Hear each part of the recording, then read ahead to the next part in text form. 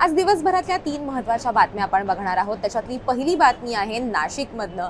नाशिक हे ठाकरे बंधूंसाठी अतिशय महत्त्वाचं ठरणार आहे महापालिका निवडणुकांच्या दृष्टीने. मात्र इथल्याच 2 नेत्यांनी भाजपमध्ये प्रवेश केलेला आहे आणि याच्यावरनंच भाजपच्या देवयानी फरांदे यांनी त्यांची नाराजी जी आहे ती व्यक्त केलेली आहे. याच्यामध्ये कोण आहेत तर विनायक पांडे, ज्यांनी काल खरं तर ठाकरे बंधूंनी त्यांच्या युतीची घोषणा केल्यानंतर सगळीकडे पेढे वाटले होते, त्यांनीच आज भाजपमध्ये जाण्याचा निर्णय घेतलेला आहे. त्यांच्याबरोबरच मनसेचे महापौर राहिलेले आणि जे गेल्या काही वर्षांपासून शिवसेनेमध्ये आहेत, म्हणजे ठाकरेंच्या शिवसेनेत आहेत, ते यतीन वाघ यांनी सुद्धा आज भाजपमध्ये प्रवेश केलेला आहे. आणि याच्यावरनंच नाशिकमध्ये एक मोठं नाराजी नाट्य आपल्याला बघायला मिळालं. कारण की देवयानी फरांदे यांचं असं म्हणणं होतं की मी इथली आमदार आहे आणि माझ्याशी याबाबत चर्चा सुद्धा केली गेलेली नव्हती.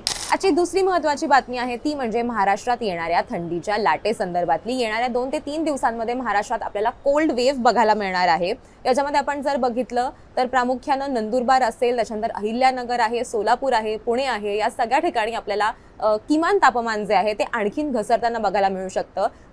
अहिल्यानगरमध्ये आपण बघितलं तर गेल्या 2 ते 3 दिवसांपासून प्रचंड थंडीची लाट आपल्याला बघायला मिळते. साधारण 8 ते 9 अंश सेल्सिअस इतकं तापमान जे आहे ते आपल्याला इथं बघायला मिळतंय. आणि येणाऱ्या 2 ते 3 दिवसांमध्ये सुद्धा हे तापमान जे आहे, किमान तापमान जे आहे ते आणखीन कमी होऊ शकतं. आणि याची तिसरी बातमी आहे ती आहे ख्रिसमस संदर्भातली. ख्रिसमस आणि न्यू इयरसाठी सरकारनं आता असं सांगितलेलं आहे की जे रेस्टॉरंट्स आहेत, रेस्टॉरंट्स अँड बार्स आहेत, हे सकाळी 5 वाजेपर्यंत सुरू राहू शकतात. आपण जर बघितलं तर जे हॉटेल अँड रेस्टॉरंट असोसिएशन आहे वेस्टर्न इंडियाचं, त्यांनी महाराष्ट्र सरकारकडे एक पत्र दिलेलं होतं आणि त्यांनी ही विनंती केलेली होती की या काळामध्ये खूप कस्टमर्स येतात, टुरिझम जे असतं ते सुद्धा वाढलेलं असतं, त्याच्यामुळे ही परवानगी जी आहे ती देण्यात यावी. कारण की या 2 दिवसांना लोक जास्त घरातनं बाहेर पडत असतात, लोकांना सुट्ट्या असतात, लॉंग वीकेंड्स असतात, त्याच्यामुळे ही आमची विनंती आहे की परमिशन जी आहे हॉटेल सुरू ठेवण्याची ती जास्त वेळासाठी द्यावी. आणि त्याप्रमाणे सरकारनं आता सांगितलेलं आहे की पहाटे 5 पर्यंत हे हॉटेल्स आणि रेस्टॉरंट्स जे आहेत ते सुरू राहू शकतात.